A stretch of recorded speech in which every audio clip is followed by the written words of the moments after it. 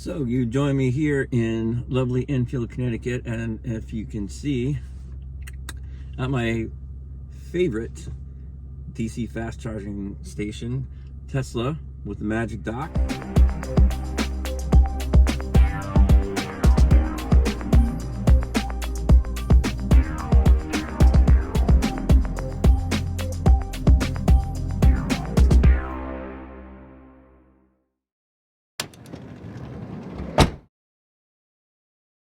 There is nothing better than being able to charge at a Tesla charger. There's just nothing better. It's so much better than any other public DC fast charging experience there is. I mean, you know, I'm sure anybody who's probably watching this is probably charged at an EA station, even EVgo. I mean, they're just not as good. I mean, I come here, I plug in. I mean, luckily with the Polestar, it's the charging port is on the back left like it would be on a Tesla. However, I do have to turn the automatic parking brakes and the sensors off because you have to get really close to the curb to make the cable stretch. But what I also have found is because when you unlock the Magic Dock, the charging plug, the normal Tesla charging plug, is however long as it is, and when you add that adapter to it, it makes it even longer. So I try to get myself sort of a little over to the right as I'm backing in into the parking space. I don't want to cross the line just in case there's anybody else that shows up to charge. I don't want to be the guy that's blocking a space. But if I get a little farther over to the right, because the cables kind of come from the left, it gives you a little more slack to be able to get that thing plugged in, and then you're not like stretching it. Tip for any Polestar driver, if you're going to use a Magic Dock, if you can get yourself backed in, you know, sort of over to the right in the parking spot, and you get backed way up, it'll be a lot easier to plug in and charge. Oh, but here comes one. Here comes the Model Y. He's coming to charge. Cool. But the experience here is just superior. I mean, I'm signed up in the app, so you back up, you unlock the Magic Dock, you plug it in, and it's like in less than 10 seconds it's charging. And anybody that knows anything about going to an EA station, you know what a pain in the ass and how long it takes to charge. If you go to an EA station, when you have to get that big heavy plug, you plug it in, then you have to go on the app. Oh, I'm at charger 4 or whatever, swipe to start charging, and you see on the screen connecting to vehicle, and you're waiting, and you're kind of like thinking to yourself, please actually start charging. Please actually start charging. Don't give me an error, right? And assuming you don't get an error, it's usually like a good 40 seconds to a minute before it actually starts charging. They're unreliable. They take longer. It's a clunkier experience. And here I am at a Tesla charger with the Magic Dock, and it's so much easier and so much more reliable. I don't ever pull up here and think, oh boy, what if it doesn't charge? Because I know it will. It's just better. And to me, next year when all the adapters are available and CCS cars like mine have access to all the version 3 or the V3 Tesla superchargers, you'd be able to buy an adapter, and that just changes the game, I think, for electric vehicles other than Teslas, because now you won't be afraid to go on a road trip or have that anxiety of when I get to the EA station or the EVgo or whatever janky local network is available where you're going, is it going to work? I drive a lot on the Mass Pike here in Massachusetts, and there are some rest areas that have EVgo chargers, and normally I like EVgo. I think they're much better than EA. There's not as many of them, but most of the chargers on the Mass Pike, which is a heavily traveled road, the chargers are 50 kilowatt chargers. And again, if there's nothing else available, I'll take 50 kilowatts if I get 50 kilowatts, right? But they're mostly broken, and a lot of times it's just one plug, but that's it.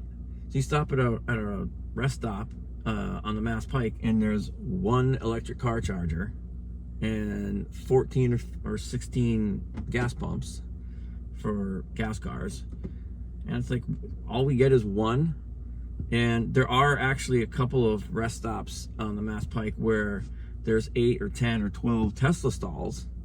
So I'm really looking forward to the time when I can finally get my hands on an adapter and I can use Tesla charging, because I don't know that, you know, if I had the choice, if I was on a road trip and I'm going, okay, well, where am I going to stop to charge along the way? And if I have the choice between EA, EVgo, and Tesla supercharger all within a few miles of each other, I'm going to the Tesla supercharger pretty much every time, and I think a lot of people will. So the question that comes to mind is, you know, will EA step up their game? Well, they've already said they're going to put NACS plugs on all their chargers, which makes sense. They should be doing that. But as I've heard many people say, just putting the NACS plug on the charger doesn't make EA's chargers any more reliable. They'll still be terribly unreliable. They'll still be broken for probably months at a time. And I just question why that is. You know, I mean, I think the cynical answer is EA was created out of Dieselgate, right? Volkswagen had to, that was a punishment. And it's almost like, did they just treat it that way? Like, well, we didn't want to do this anyway, so when they break, we don't care, you know, whatever. It doesn't really matter. We don't care if they break. We don't care if they work. We don't care about customer service because we didn't really want to be in this business anyway. And, you know, I don't know if that's the case. I would hope that it's not, because honestly, whether it's EA, EVgo, any other charging network, ChargePoint, if you're a CPO, or you're a charging network like EA, EVgo, you have a responsibility to every EV owner. You have a responsibility to make sure that your chargers work, because every EV driver is relying on those chargers to work at some point. Now, most of the time, do I charge in my garage? Yes. But if I'm on a road trip, or if any EV driver is on a road trip, those chargers are super important to be able to get you through that trip. EV drivers rely on those charging sites to be up and running, functioning, and delivering the juice, right? I mean, it's like a gas station. How often do you ever roll into a gas station that has 8 or 10 pumps and like 4 of them don't work? It's pretty rare. If you pull up to a gas station almost anywhere in North America and there's 8 pumps, I'd say probably 90% of the time, all 8 work, right? Once in a while, you'll pull up to a station where they have the little plastic bag over the pump saying out of order. But I would bet you that if you pulled into that gas station 2 days later, it's already fixed. And if you pull up to an EA station and 2 out of 4 of the posts don't work, if you pull up to that station again 2 days later, they probably still don't work. 2 weeks later, they probably still don't work. In some cases, 2 months later, they're probably still down. I don't drive a ton of miles. I don't do a lot of road trips. I mean, I do some, but I don't do it all the time. So, like, I'm sitting here at this Tesla charger just because I like to come here and charge here and give Elon some money. But, you know, I generally, even at home, I probably plug the car in once a week to charge, if it's even that much. Some weeks, if I don't go to the office very much, if I'm just working from home most days, yeah, I barely plug the car in. I mean, there are times where I don't leave my house for 2 or 3 days at a time just because I'm working from home. I don't need to go anywhere. I don't have anywhere to go.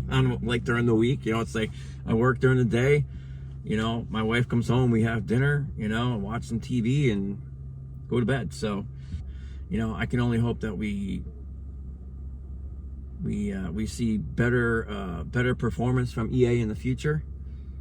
And obviously Tesla, I mean, again, right now, I mean, who would pick any other charging station over a Tesla supercharger if you could choose?